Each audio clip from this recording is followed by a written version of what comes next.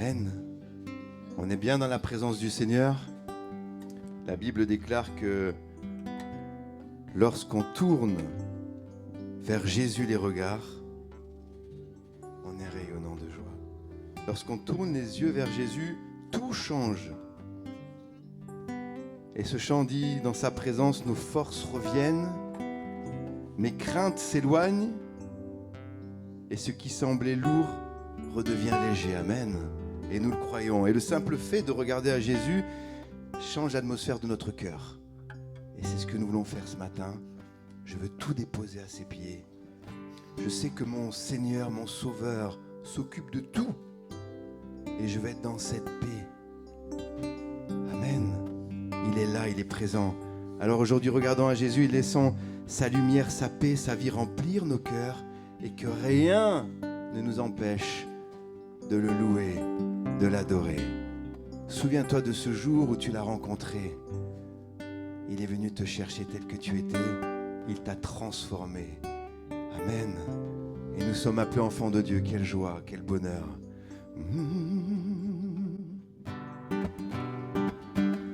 Alors ce matin, nous voulons chanter Hosanna. Élève ta voix ce matin.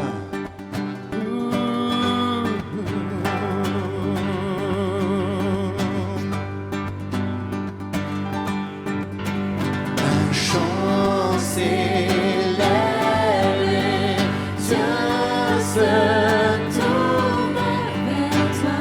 Amen. Se tournent vers toi. L'espoir renaît, les cœurs soupirent après toi. Oui, après toi. Te voyant, nous retrouvons la force de vie. Quand nous sommes en ta présence, nos craintes fuient. Elles s'enfuient. Hosanna, Hosanna. Tu es le roi, le sauveur. À toi la gloire et l'honneur. Hosanna, Hosanna. Nous t'accueillons parmi nous. Sois le bienvenu, ô Jésus. Entends le son des cœurs qui reviennent à toi. Reviennent à toi. Dans ton royaume, les vies brisées sont restaurées. Elles sont restaurées, croyez-le ce matin. Sont restaurées. En te voyant, nous retrouvons la force de vie. Quand nous sommes en ta présence, nos craintes fuient. Elles s'enfuient. Hosanna, Hosanna. Tu es le roi, le sauveur. À toi la gloire et l'honneur. Hosanna, Hosanna. Nous t'accueillons parmi nous. Sois le bienvenu, ô Jésus. Hosanna, Hosanna,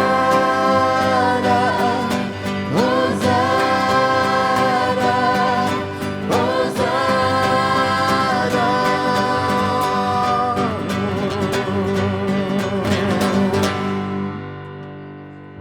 Que les murs tremblent au son de nos louanges, alors que nos voix s'unissent à celles des anges.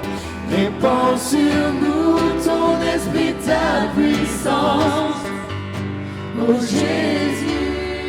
que les murs tremblent. Que les murs tremblent au son de nos louanges, alors que nos voix s'unissent à celles. Répands sur nous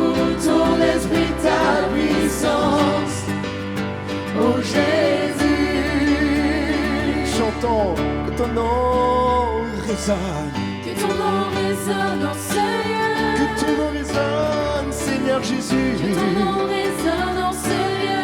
Que ton nom résonne dans ce lieu. Que ton nom résonne dans ce lieu. Que ton nom résonne. Jésus, que ton nom résonne dans ce lieu. Que ton nom résonne en ce lieu. Que ton nom résonne dans ce lieu. Que ton nom résonne en ce lieu. Que ton nom résonne dans ce lieu. Que ton nom résonne, Seigneur Jésus. Que ton nom résonne dans ce lieu. Que ton nom résonne, Jésus, que ton nom résonne dans ce lieu. Que les murs tremblent au son de nos louanges. Alors que nos voix s'unissent à celles des anges. Répand sur nous ton esprit, ta puissance. Jésus. Oh Jésus, oh Jésus, nous chantons ton nom en ce lieu. Oui, nous invoquons ton nom en ce lieu. Oui, nous te proclamons roi en ce lieu. Tu es Seigneur des cieux. Jésus, nous chantons ton nom en ce lieu. Oui, nous invoquons ton nom en ce lieu. Oui, nous te proclamons roi en ce lieu. Tu es Seigneur des seigneurs. Que les murs tremblent au son de nos louanges. Alors que nos voix s'unissent à celles des anges. Répands sur nous ton esprit, ta puissance. Ô Jésus, Que ton nom résonne. que ton nom résonne en ce lieu. Que ton nom résonne en ce lieu. Que ton nom résonne en ce lieu. Ton nom résonne en ce lieu. Que ton nom résonne en ce lieu. Jésus, que ton nom résonne en ce lieu.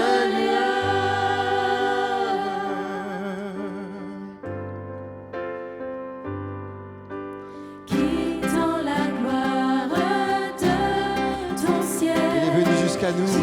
es venu sur terre. Alléluia, il s'est dépouillé de tout. Fils Par amour pour unique toi. du Dieu éternel, tes bras tu as ouvert.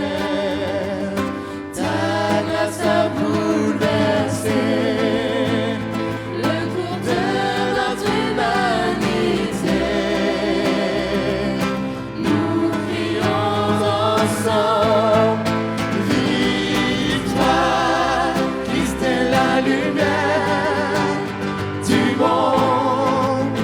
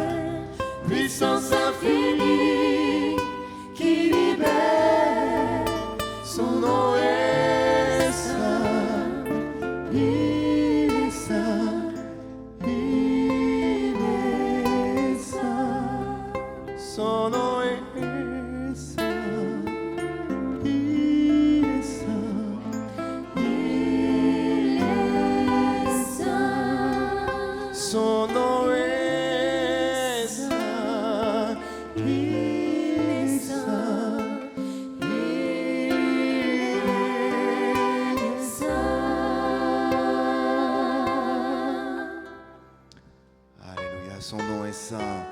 Nous voulons le chanter ce matin. Ton nom est grand, ton nom est puissant, ton nom est merveilleux. Il n'y a personne comme toi, Seigneur Jésus. Toutes les générations devant lui prosternées entonnent ensemble un cantique à l'agneau. Ceux qui nous ont précédés et ceux qui nous suivront entonneront ce cantique à l'agneau. Ton nom est le plus grand, ton nom est tout puissant, ton nom est au-dessus de tout. Puissance, autorité, royaume et dignité, ton nom est au-dessus de tout. Et les anges acclament, tu es saint, l'univers proclame, tu es saint, tu es glorifié, Dieu très saint, à jamais tu es saint.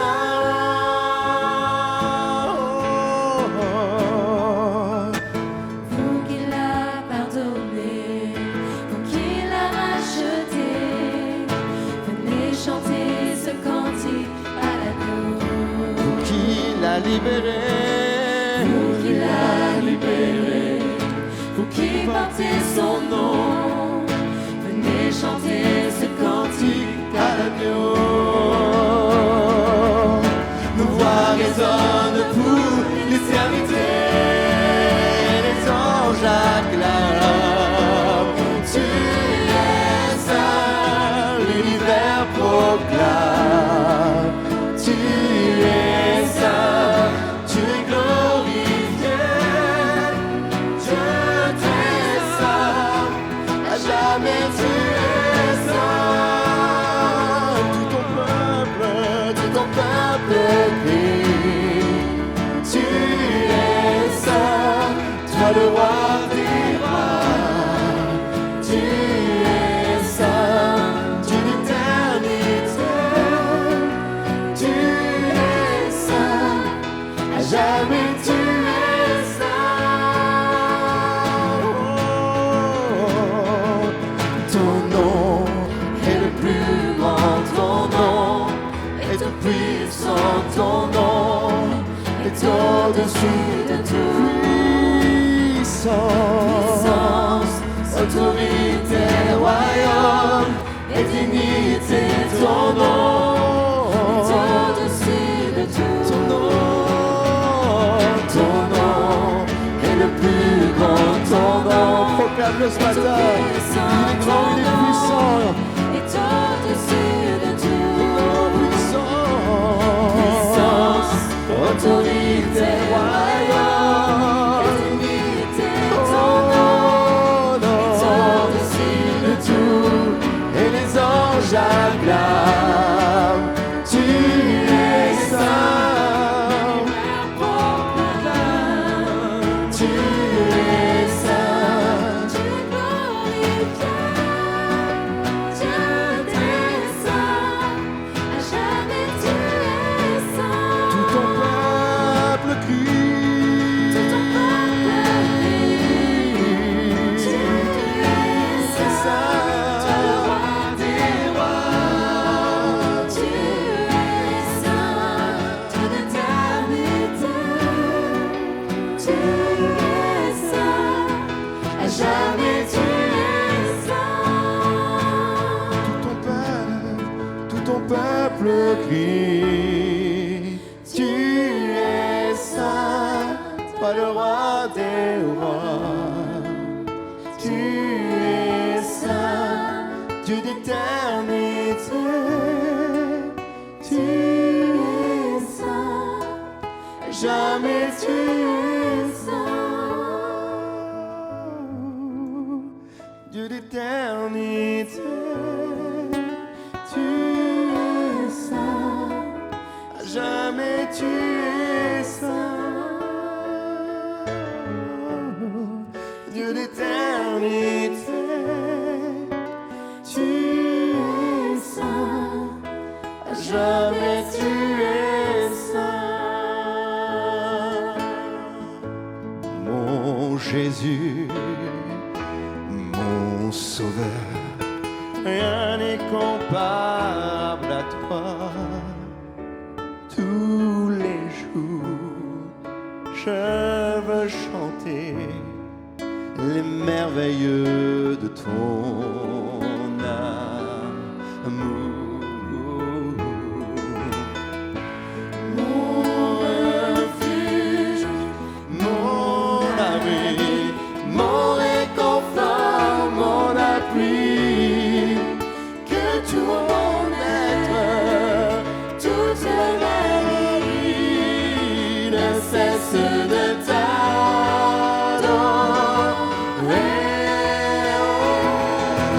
Poussons vers l'éternel des cris de joie. Puissance, majesté, louange, roi. Les montagnes tremblent, les océans rugissent au son de ta voix. Émerveillé par l'œuvre de tes mains, je veux t'aimer, te confier mon destin. Rien n'est précieux si ce n'est ta promesse en moi.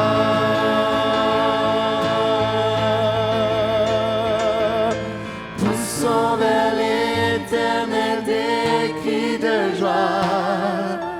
Puissance, majesté, louange au roi. Les montagnes tremblent, les océans rugissent. Au son de sa voix, Au son de quand il dit la chose arrive, alléluia. émerveillé par l'œuvre de tes mains. Je veux t'aimer, te confier mon destin. Rien n'est précieux si ce n'est ta promesse. Rien n'est précieux si ce n'est ta promesse. Rien n'est précieux si ce n'est ta promesse en moi. Seigneur, nous te louons ce matin.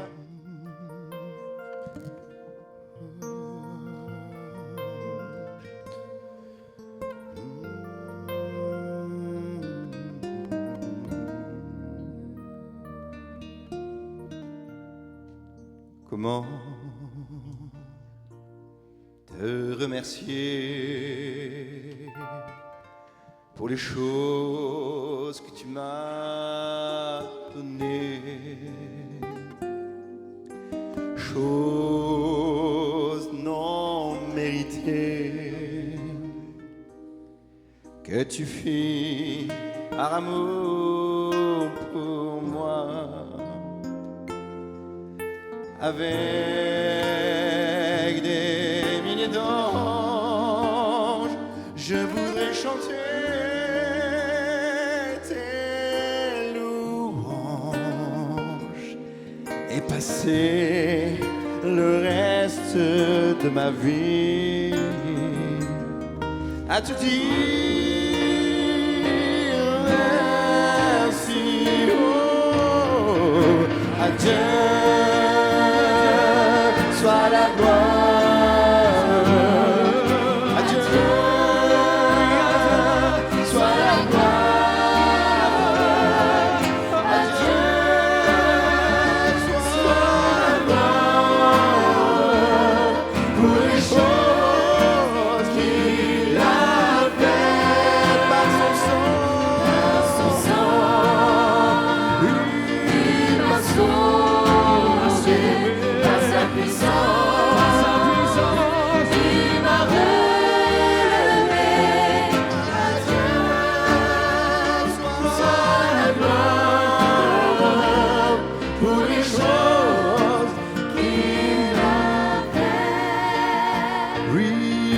veux vivre ma vie pour le sauveur, lui pour lui.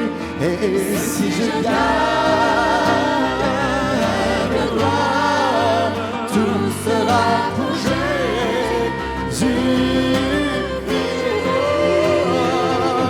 Adieu.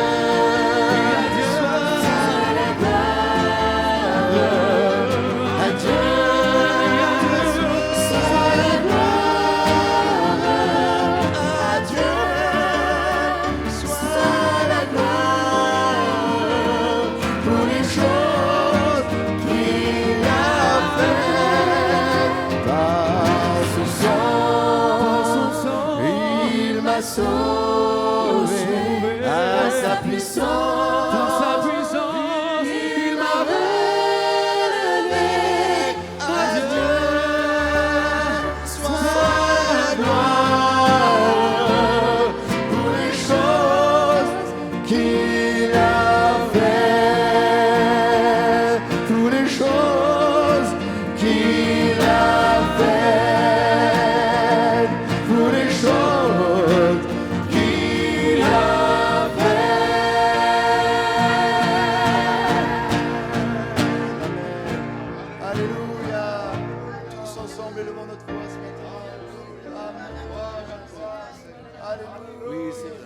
À Dieu soit toute la gloire. Nous continuons notre étude sur la prière du psalmiste David dans le psaume 119. Et dans le psaume 119, nous lisons ce matin à partir du verset 65. À partir du verset 65, je pense que on pourrait donner comme thème les premiers mots que l'on peut lire. Tu me fais du bien.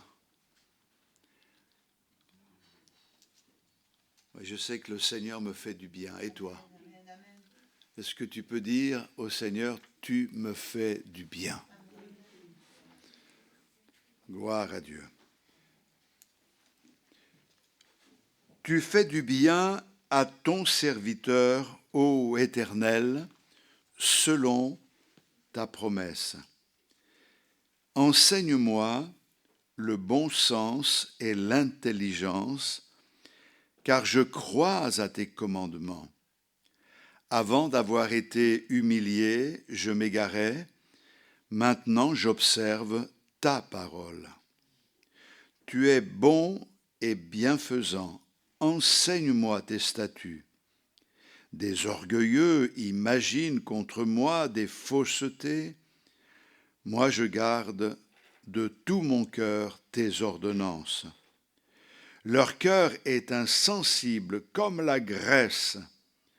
Moi, je fais mes délices de ta loi. Il m'est bon d'être humilié afin que j'apprenne tes statuts. Mieux vaut pour moi la loi de ta bouche que 1000 objets d'or et d'argent. Amen. Gloire au Seigneur. C'est un paragraphe des plus intéressants. Nous étudions ce psaume 119 et ce paragraphe, les 8 versets de ce paragraphe commencent par la même lettre, c'est le tête. Et cette lettre est particulière, elles ont chacune une particularité. Cette lettre, on ne la trouve pas, elle est absente des 10 commandements. C'est une lettre qui est importante parce que sa forme correspond à un bouclier ou un serpent qui se mord la queue. Savoir que les boucliers étaient recouverts de peau de serpent. Donc, on a le bouclier, on a le serpent devant nous face à cette réalité, mais non pas le serpent ancien qui est le diable, mais une autre signification que nous essayons de comprendre. Cette lettre exprime la protection, le refuge, c'est une couverture, une préservation, la protection, ça évoque la résistance. Et c'est une lettre qui est particulière aussi parce qu'elle est la seule vraiment, c'est pas la seule qui a une ouverture vers le ciel, mais elle est vraiment entièrement ouverte vers le haut. Et vous l'avez là? Voilà, elle est ouverte. Alors là, il y a plusieurs formes comme cela. C'est une ouverture vers le ciel. Nous savons que notre protection, elle vient d'en haut. Je lève les yeux vers les montagnes. D'où me viendra le secours? Le secours me vient de l'Éternel. C'est lui qui a fait les cieux et la terre. Alléluia. Donc, quand on lit le verset 66, « Enseigne-moi le bon sens et l'intelligence, car je crois à tes commandements. » Donc le terme le plus souvent associé à cette lettre tête est le bien. C'est la première fois que cette lettre apparaît dans la Torah, c'est pour initier le mot Tob, qui veut dire, je ne prononce pas bien, mais ce n'est pas grave, qui veut dire bien, bon. Et Dieu vit que cela était bon à la création. Donc on a cette idée de bien.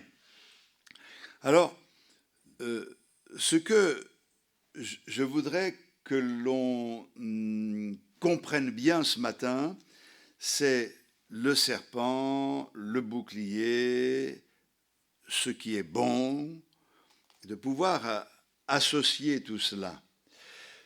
Lorsque dans la Bible, il est parlé du peuple d'Israël dans le désert, à un moment donné, celui-ci s'est complètement rebellé et à cause de cela, le Seigneur a envoyé des serpents brûlants. Ceux qui étaient mordus mouraient et ils tombaient comme des mouches en Israël. Quand Moïse a intercédé en faveur du peuple et le Seigneur lui a dit « Fais-toi un serpent en airain. Place-le au sommet d'une perche et tu diras aux enfants d'Israël, tous ceux qui après avoir été mordus regardent à ce serpent, eh bien, conserveront la vie. » Effectivement, on peut imaginer qu'il y a eu des personnes pour dire « mais non, c'est pas comme ça qu'il faut faire, on ne va pas nous faire croire à nous que c'est aussi facile que ça ». Tous ceux qui n'ont pas voulu regarder au serpent, qui ont cherché par eux-mêmes d'enlever le poison qui était en eux, eh bien sont morts. Mais tous ceux qui ont regardé au serpent, eh bien, ont été épargnés. Et nous voyons que Dieu utilise la forme de ce qui provoque le mal, le serpent, pour donner la guérison, pour offrir le salut. La Bible nous dit que Jésus s'est fait péché, il s'est fait mal pour nous sauver.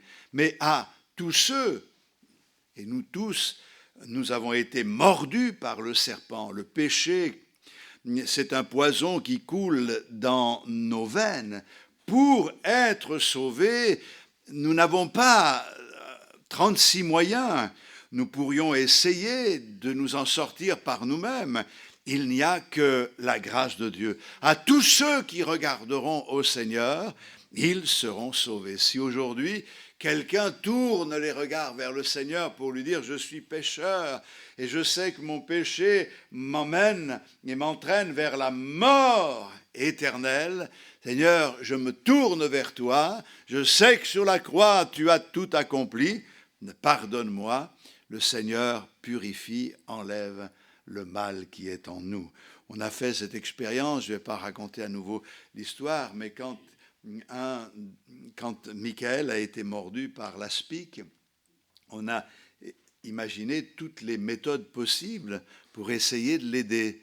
Mais vous pouvez faire une incision, ça ne sert à rien. Vous pouvez prendre l'aspi-poison, ça ne sert à rien. Et quand j'ai vu le spécialiste, une fois qu'il me disait que c'était un peu trop tard, et qu'il m'a dit qu'une fois que c'est parti, quoi. Ça va très, très, très, très vite. Eh bien, nous, il ne nous restait qu'une seule chose, c'est tourner les regards vers le Seigneur. Et nous savons que le mal a été vaincu, et nous bénissons Dieu parce que le Seigneur change le mal en bien, et il nous permet aussi aujourd'hui d'utiliser ce témoignage pour donner gloire au Seigneur. On a l'exemple de l'apôtre Paul qui annonce l'Évangile, un travail considérable est accompli, des âmes se convertissent, il y a des guérisons, il y a des délivrances, et voilà que Paul se retrouve arrêté, emprisonné, n'est pas n'importe où, on l'emmène jusqu'à Rome pour qu'il soit en prison, et là on ne comprend plus rien. On se dit, mais comment se fait-il? Il est vraiment un moteur, il nous entraîne vers la victoire, il nous montre l'exemple, il défriche le chemin, il y a des églises qui sont nées de son ministère, et il se retrouve en prison alors qu'il aurait pu faire encore tellement, tellement, tellement de belles et de grandes choses. Les plans de Dieu ne sont pas nos plans. Il semblerait que le mal l'ait remporté sur le bien, mais nous nous trompons parce que nous ne connaissons pas la fin de l'histoire, mais ceux qui la connaissent peuvent dire « Merci Seigneur d'avoir permis que Paul se retrouve en prison, car il a eu beaucoup de temps pour écrire, et inspiré par le Saint-Esprit, il a écrit les épîtres qui sont la base de notre foi. Merci Seigneur, nous établissons notre foi sur Christ et l'enseignement des apôtres. Alléluia. » Donc il y a des avantages à retirer de l'adversité. Le psalmiste David a connu des déceptions, il a eu des moments de découragement, il en parle dans les psaumes en particulier, mais il accepte que tout ne se déroule pas comme il le souhaite, que les choses n'aillent pas dans son sens. Il l'accepte car il veut apprendre et trouver ce qui est bon dans l'adversité. Et c'est ce qui est mis en avant ce matin dans ce psaume, à partir du moment où il dit « Tu fais du bien à ton serviteur, même dans le mal, tu me fais du bien. » On essaye de l'expliquer. Il faut admettre et comprendre nous aussi, que dans la vie, les choses ne se déroulent pas comme on aimerait qu'elles se déroulent. Ce n'est pas parce que nous avons confié notre vie au Seigneur que les choses vont aller toujours dans le sens qui nous est favorable. Nous l'avons souvent dit, c'est écrit dans la parole de Dieu, le malheur atteint souvent le juste. Cependant, nous savons que l'Éternel est là pour nous délivrer à chaque fois. Et nous savons que si nous ne savons pas, lui sait. On sait déjà quelque chose. Hein? On sait que même si on ne comprend pas, il y a quelque chose à tirer de bon dans les épreuves que nous traversons. Nous avons tous part à l'affliction, tous. Mais je voudrais vous rassurer, nous avons tous part à la consolation. Et il est dit, pour que par la consolation dont nous sommes l'objet, nous puissions consoler ceux qui se trouvent dans quelque affliction. Et là, dans ma vie, ça a été vraiment marquant ce texte, parce qu'il me révèle que si Dieu permet que je vive certaines situations, c'est parce qu'il veut m'utiliser pour pouvoir aider ceux qui traversent ces difficultés et qui traversent ces problèmes. C'est comme si le Seigneur nous faisait passer par des chemins où nous touchons du doigt le malheur de certains pour pouvoir, au moment opportun, leur donner l'encouragement nécessaire et leur permettre de s'épanouir à la lumière de Dieu. Alléluia. L'adversité vient dans nos vies, elle sape notre énergie, notre enthousiasme et finit par nous abattre et nous rendre inefficaces. Une mauvaise nouvelle abat l'homme, mais une bonne nouvelle le relève. Et nous savons que dans nos moments difficiles, nous avons la bonne nouvelle. Et la bonne nouvelle, c'est que le Seigneur tient toutes choses dans ses mains, que c'est lui qui est au contrôle et que nous n'avons pas à nous inquiéter. Le psalmiste dit que l'adversité est bonne à condition qu'elle nous rapproche de Dieu. Et l'adversité peut nous rapprocher de Dieu. Vous savez, quelquefois, on est dans notre vie chrétienne où tout va bien, on a presque l'impression que tout va bien, que c'est normal, et que tout va bien, que c'est un peu grâce à nous, quoi, si tout va bien, jusqu'au moment où nous rencontrons l'adversité. Quand on rencontre l'adversité et qu'on commence à perdre pied, qu'on réalise qu'on ne tient rien du tout et que tout est fragile d'un seul coup, on a un réflexe. Le réflexe, c'est de chercher le Seigneur et de lui demander, comme tout à nouveau, de venir à notre aide. Nous cherchons le Seigneur dans ces moments de difficulté. Et il y a quelque chose d'extraordinaire, c'est que le Seigneur ne nous ferme jamais la porte, même si nous l'avons oublié un certain temps. Il est toujours plein de compassion, son cœur est toujours ouvert pour nous accueillir et nous pouvons bénir le Seigneur parce que l'épreuve, c'est le berceau de la foi. C'est dans l'épreuve que nous apprenons à nous accrocher au Seigneur. C'est exactement comme les plantes. Il y a des plantes, il faut leur mettre un tuteur au départ, mais il ne faut pas leur laisser le tuteur bien longtemps. Il faut que la plante aille s'enraciner. Et si elle a un tuteur, elle ne fera pas l'effort d'aller s'enraciner. Mais vous enlevez le tuteur, elle s'enracine, les vents sont là pour l'éprouver, mais elle s'accroche, elle s'accroche, elle s'accroche. Et c'est ainsi que nous devons vivre notre foi. Soyez enracinés en Jésus-Christ. Et quelquefois, il est bon d'être secoué par les épreuves pour que nous comprenions aussi où sont les véritables valeurs de notre vie. Et quelquefois, on s'aperçoit qu'il suffit d'un petit problème d'argent pour qu'on soit complètement découragé, alors que ce n'est pas la chose la plus importante, puisque la Bible dit que tout l'or, tout l'argent sont au Seigneur. Et c'est là qu'on voit notre fragilité.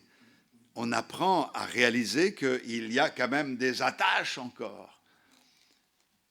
Et c'est important de pouvoir réaliser une chose, c'est que nous dépendons du Seigneur.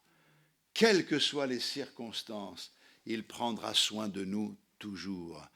Et c'est quand on est privé de quelque chose qu'on apprécie cette chose à sa juste valeur. Et c'est vrai que vous êtes en bonne santé, ça se trouve, vous ne dites jamais merci au Seigneur pour la bonne santé qu'il vous donne. Mais le jour où vous tombez malade, vous vous apercevez que la santé, c'est important. Hein? Quelqu'un me disait encore il n'y a pas longtemps, tant que la santé va, tout va. J'ai dit non, ce n'est pas tout à fait vrai, parce que là aussi, c'est une erreur. C'est quand la santé spirituelle va, tout va. Parce que on a des exemples dans la Bible d'hommes qui ont été malades, mais qui allaient très bien. Hein? Job allait mal, mais dans son malheur, il allait bien. parce qu'il se confiait dans le Seigneur jusqu'au moment où le Seigneur l'a relevé. Il était là, désespérant de guérir. Il savait qu'il allait vers la tombe, mais il dit, moi je sais que mes yeux te verront. Je sais que mon Rédempteur est vivant. Alléluia. Il y avait aussi l'histoire du mauvais riche et de Lazare, et c'est incroyable, mais ce texte de la parole de Dieu nous dit d'une manière explicite qu'il vaut mieux être pauvre, mendiant, malade et être sauvé que d'être riche, bien portant et faire la fête et être perdu. Alors bien sûr, on peut être riche et être sauvé, et on peut être pauvre et ne pas l'être. Mais c'est pour dire que la véritable santé, c'est celle de l'âme. Alléluia. Je crois que la même épreuve qui vient dans nos vies, elle peut soit nous tuer, soit nous élever. Vous savez, dans l'histoire de Job, on en parlait. Mais Job a été éprouvé terriblement.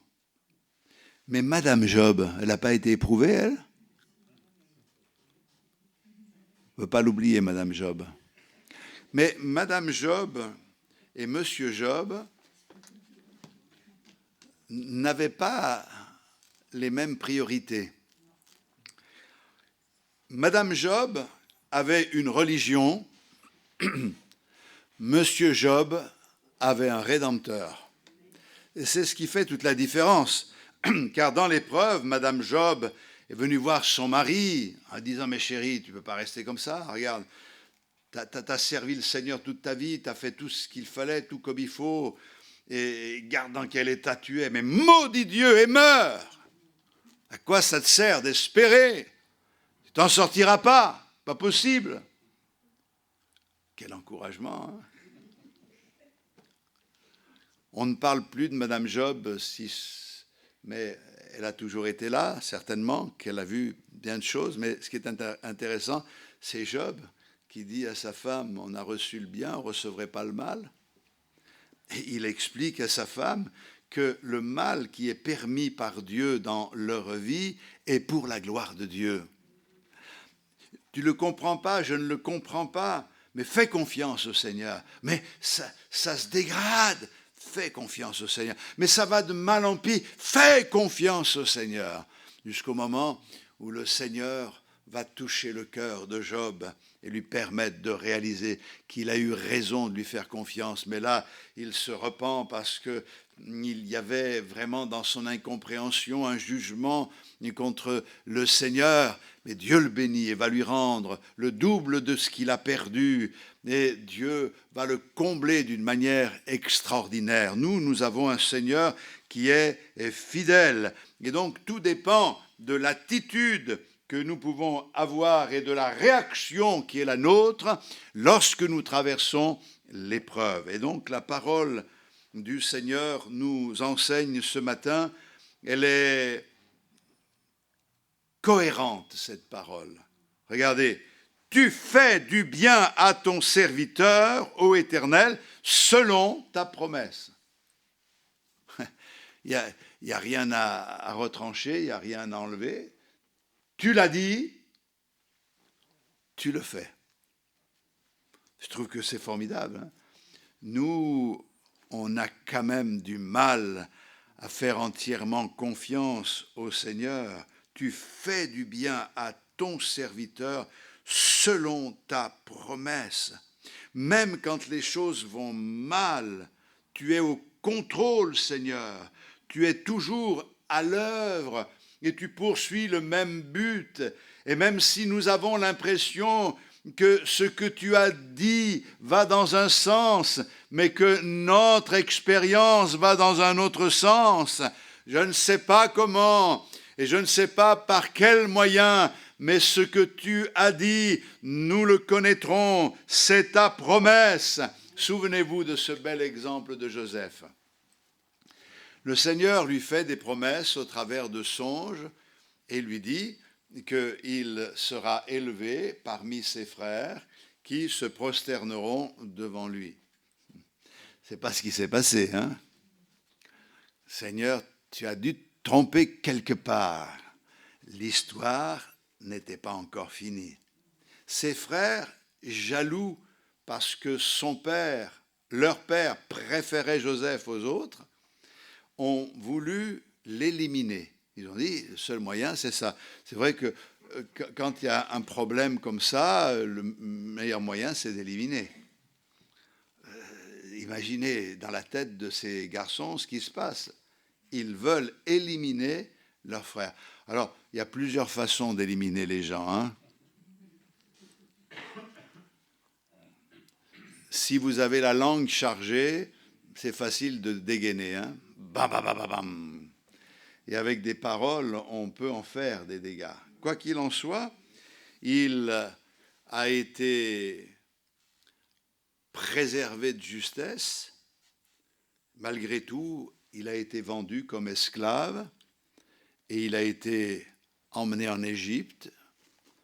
Il a été au marché des esclaves comme une marchandise à vendre. Potiphar l'a vu, a dit, ben lui, il pourrait être un bon serviteur, donc il l'a pris chez lui. La femme de Potiphar était épouvantable. Elle avait des vues sur lui, elle a voulu à tout prix l'amener dans son lit, mais lui a résisté au point qu'elle s'est accrochée à lui et lui s'est débattu. Le vêtement est resté dans les mains de Madame Potiphar, mais il n'a pas voulu déshonorer le Seigneur et souiller son corps. Et la parole de Dieu nous dit que Madame Potiphar, elle a monté une histoire en disant que c'est lui qui s'était jeté sur elle et pas le contraire. Du coup, il se retrouve en prison. Et là, dans la prison, il a dû quand même réfléchir et se dire, Seigneur, on est loin des révélations que tu m'as faites. Mais non, il ne conteste pas, il accepte. Et dans la prison, il est un témoignage pour tous. Dieu continue à l'utiliser. Il est loin des yeux, loin des cœurs des siens, mais il est tout près du cœur de Dieu. Il sert le Seigneur, non pas parce qu'on le voit, mais parce qu'il est entier pour le Seigneur. Hein? C'est comme ça. Nous, quand on sert le Seigneur, on doit se souvenir que c'est devant sa face que nous vivons. C'est-à-dire que mes frères et sœurs soient là ou pas, le Seigneur nous voit. C'est lui que nous honorons. Notre conduite ne doit pas être conditionnée par l'approbation ou le blâme des uns et des autres. Pas comme Moïse, qui à un moment donné, frappant l'Égyptien, avant de le frapper, il a regardé d'un côté et il a regardé de l'autre, et voyant qu'il n'y avait personne, il frappe. S'il avait regardé vers le ciel, il n'aurait pas frappé. Ça lui a valu quand même 40 années d'exil dans le désert. Mais revenons à l'histoire de Joseph, Dieu avait un plan pour lui, et ce plan est fou. Il est maintenant, Joseph, en prison, il est oublié même des cœurs. Les chansons l'ont oublié complètement. 2 ans après, on se souvient de lui, mais quel miracle extraordinaire! Il sort de la prison pour devenir le premier ministre en Égypte.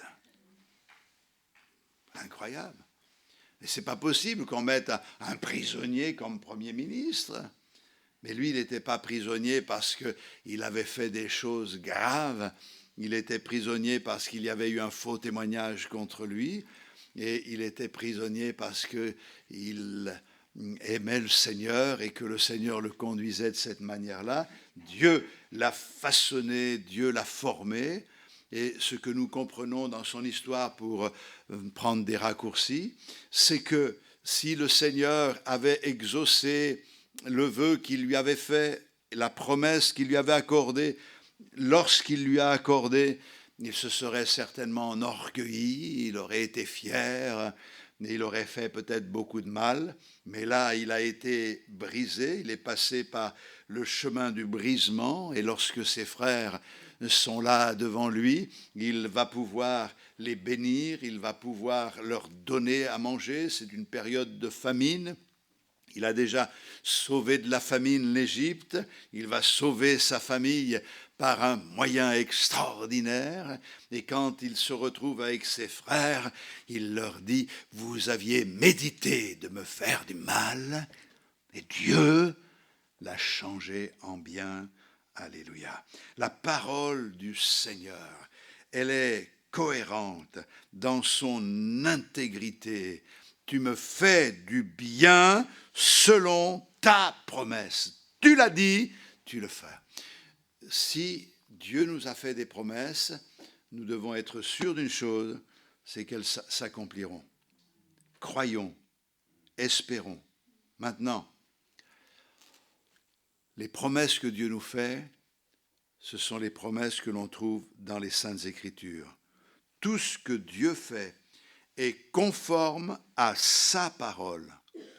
Dieu ne nous fera pas une promesse qui nous éloigne de ce qui est écrit. Nous sommes toujours ramenés à ce qui est écrit. Dieu est totalement digne de confiance. Il ne se contredit pas.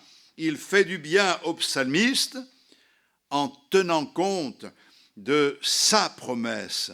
Une autre traduction dit ceci, « Seigneur, tu as bien traité ton serviteur. » J'ai envie de vous poser la question. Est-ce que le Seigneur vous a bien traité? Ah, Seigneur, sois béni ce matin. Et quelquefois, on dit, je ne sais pas quoi dire au Seigneur pour le louer. Mais dis-lui qu'il te traite bien. Remercie-le pour les grâces qu'il t'accorde. Il n'exprime pas, le psalmiste, de la peur, de l'inquiétude. Il a confiance parce que ce que le Seigneur fait, il le fait bien. C'est pour mon bien, ce n'est pas pour ma destruction. Et même quand le Seigneur permet que nous soyons dans l'épreuve, nous ne devons jamais oublier que ce n'est pas pour nous détruire qu'il permet cela dans notre vie, c'est pour notre bien. Seigneur, mais quel bien ça peut m'apporter, tout ça, quel bien ça peut m'apporter? Je ne le comprends pas. Quelquefois, il faut des années quand on est sorti de l'épreuve et que l'on passe par certaines situations, on se souvient et on se dit, ah, je comprends mieux. Tu as permis que je passe par là pour qu'aujourd'hui je sois armé dans cette situation.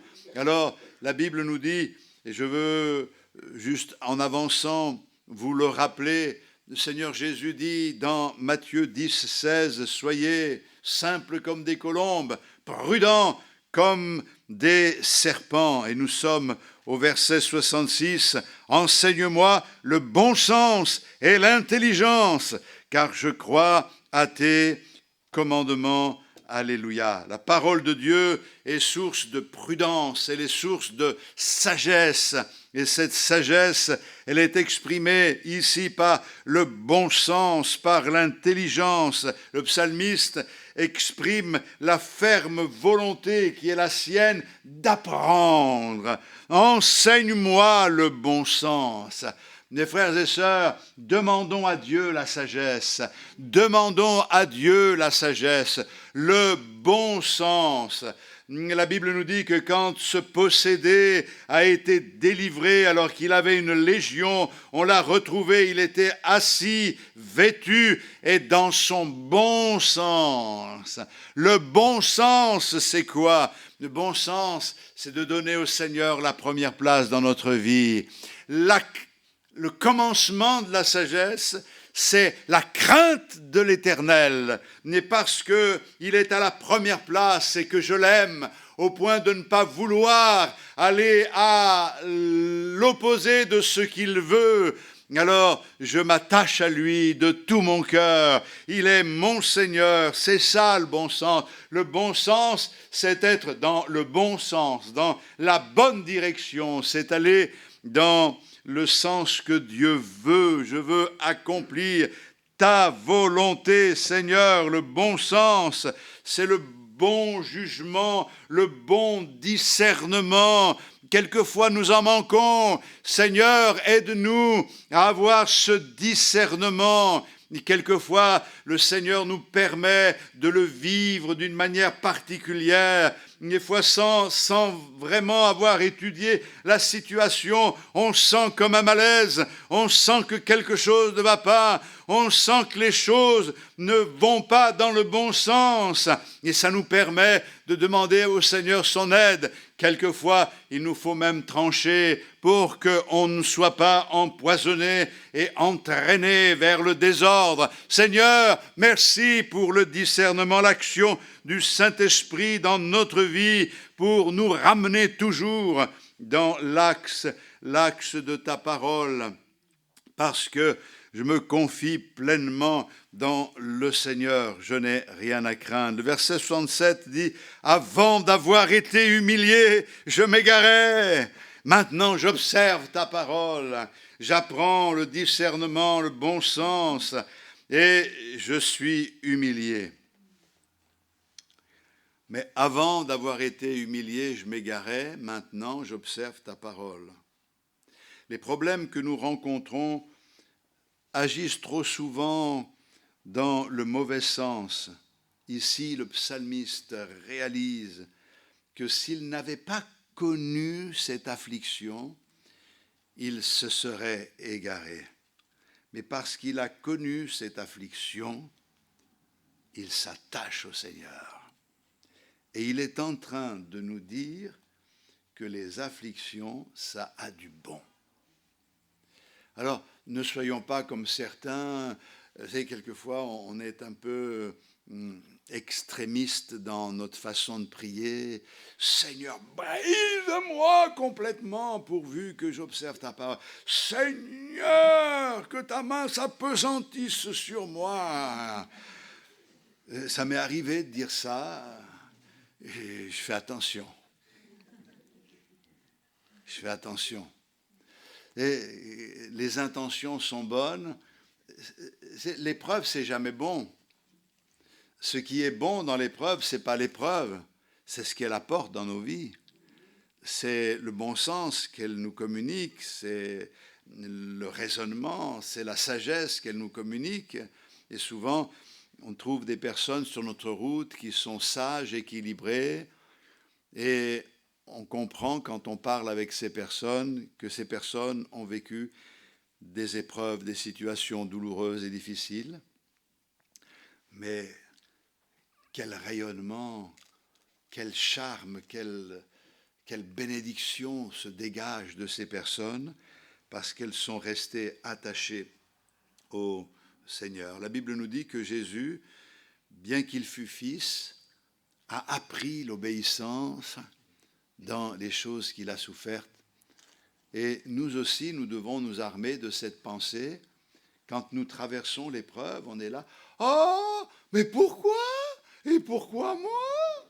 C'est pas normal. » On est comme ça, on a des hauts, des A. Et on a l'impression que c'est pas possible, comme on se confie dans le Seigneur, que l'on ait une difficulté, une épreuve comme ça. Bien, détrompez-vous, que vous ne soyez pas étonnés de ces diverses épreuves qui viennent dans votre vie, parce qu'elles sont permises par Dieu, parce que Dieu a un plan pour nous. Si Dieu n'avait pas de plan pour nous, mais il veut nous façonner. Vous allez me dire, oui, mais bon, moi j'arrive aussi à un âge maintenant où j'ai besoin de tranquillité. Ben oui, peut-être que la tranquillité, tu ne la trouveras que lorsque tu auras fait ce que le Seigneur veut que tu aies fait avant que tu ne partes.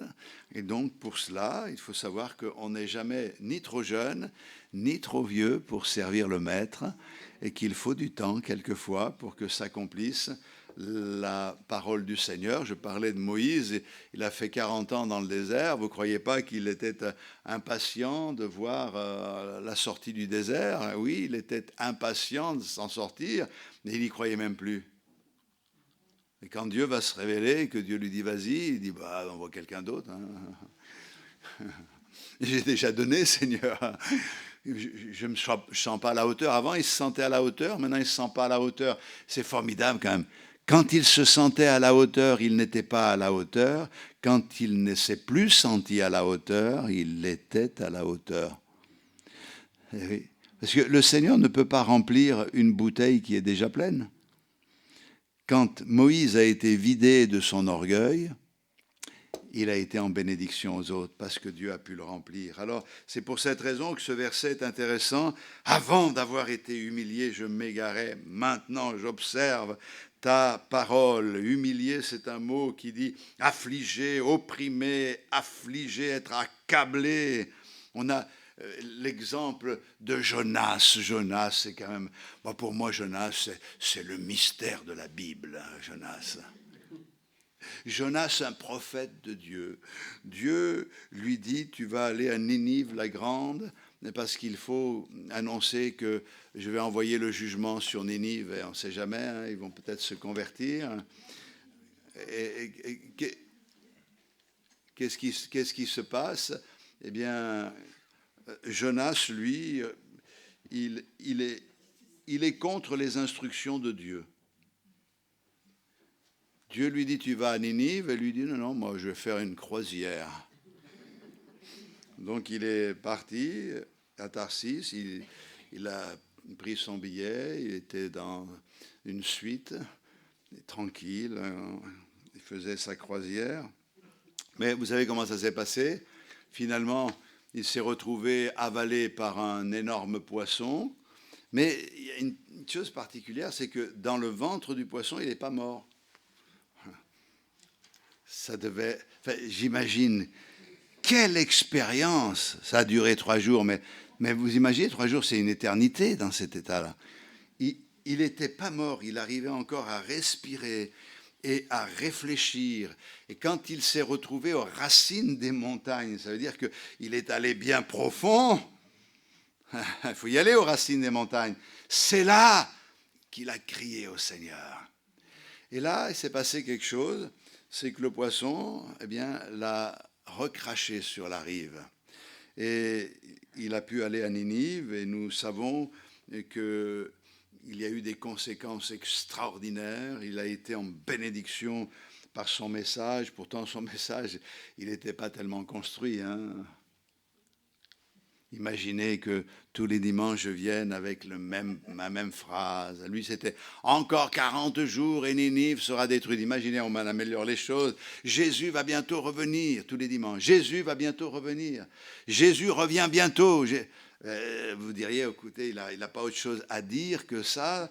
Le pasteur, il a que ça à faire. Pourtant, il nous raconte toujours la même chose. Je ne sais pas, vous auriez vraiment beaucoup d'imagination à ce moment-là. Mais les vagues de notre désobéissance finiront toujours par nous éclabousser les autres.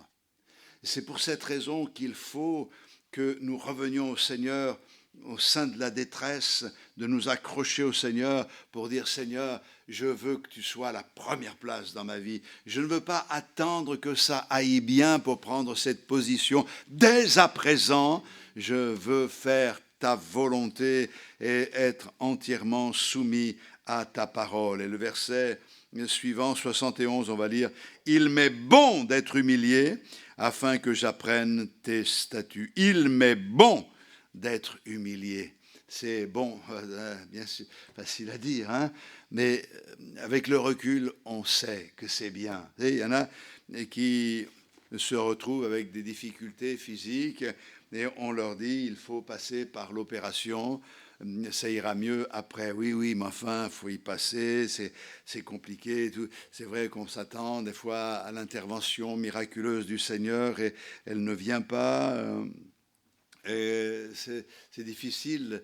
J'ai connu des personnes comme cela qui ont hésité, et puis pendant des années, elles ont souffert. Et puis à un moment donné, ces personnes se sont décidées, ça s'est bien passé, l'opération s'est bien passée, et maintenant, eh bien, elles peuvent dire, ça a été bien que je passe par l'épreuve.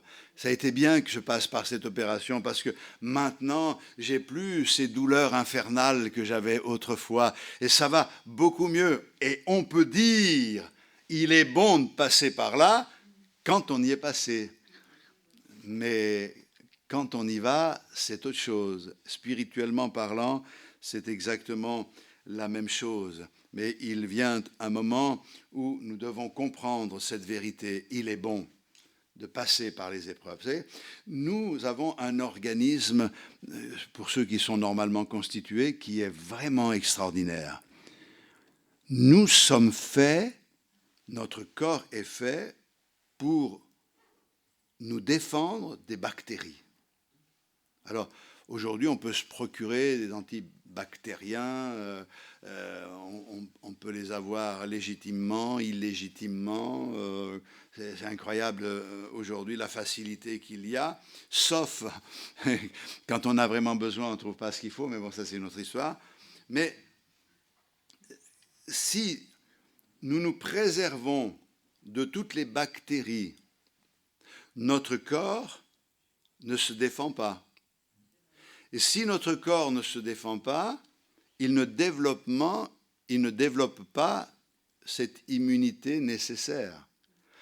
Certains ont voulu préserver leurs enfants pour qu'ils ne soient au contact de personne, pour qu'ils n'attrapent aucun microbe. Et quand ils ont été exposés, eh bien, ils ont attrapé tous les virus qui passaient. Pam, pam, pam, pam, pam. Pourquoi ? Parce que dès tout petit, on attrape ce qu'il faut attraper et notre corps se défend. Et d'un pays à l'autre, les maladies sont différentes et l'immunité est différente. Et c'est important. Donc, la Bible nous dit qu'il a fallu que Moïse, à un moment donné, le moment d'être exposé était arrivé. On ne peut pas dire on va mettre à part, on va enfermer nos enfants quelque part, il ne faut pas qu'ils soient au contact avec le monde, il ne faut pas qu'on soit au contact avec ci, avec ça. Il faut que l'on soit exposé, mais juste ce qu'il faut pour pouvoir développer ces défenses immunitaires, que ce soit physique mais surtout spirituelle. Et c'est pour cette raison que le psalmiste dit ceci: « Il m'est bon d'être humilié afin que j'observe ta parole. » Alors, dans ce texte, il y a d'autres versets que je livre à votre méditation et je vous dis qu'il y a des richesses encore plus grandes. Mais j'aimerais, avant de prendre la Sainte Seine avec vous, que nous puissions dire merci au Seigneur. Merci parce que tu nous fais du bien. Tu nous traites bien, Seigneur. Tu prends soin de nous, ce que tu dis est vrai. Et Seigneur, je veux confesser ta victoire aujourd'hui. Je veux te louer de tout mon cœur. Et je veux te remercier pour les défenses que tu me donnes face à l'adversité, au péché qui nous enveloppe si facilement. Que le Seigneur vous bénisse abondamment, frères et sœurs. Alléluia. Gloire à ton nom. Seigneur, oui, nous voulons partager le pain et le vin et confesser ta victoire. Tu es notre salut, tu es notre joie.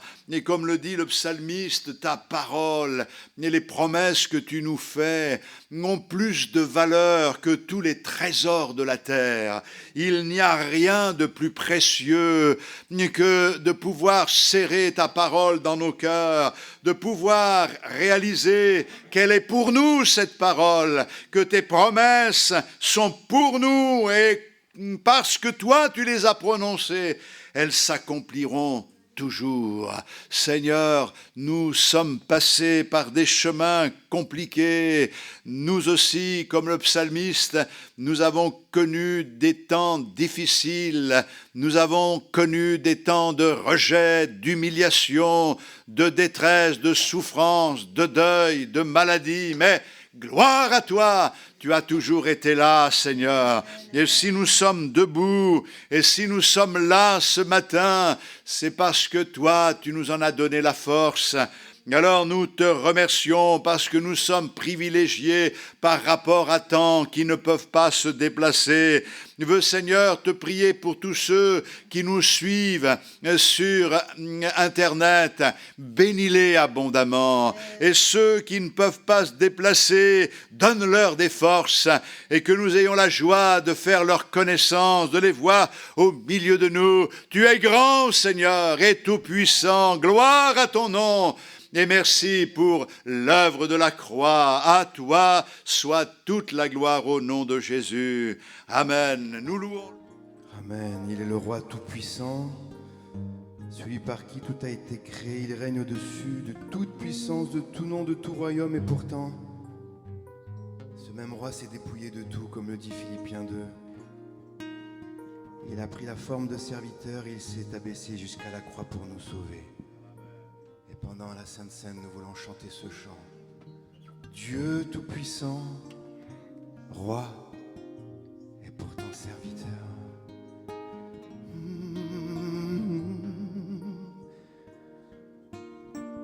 Tu es venu jusqu'à nous, quittant la gloire de ton ciel. Tu es venu nous servir, donnant ta vie pour nous sauver. Dieu Tout-Puissant, Roi serviteur, tu nous appelles tous à te suivre et à t'offrir nos corps sacrifices. À toi l'honneur, Roi serviteur. Oh, dans le jardin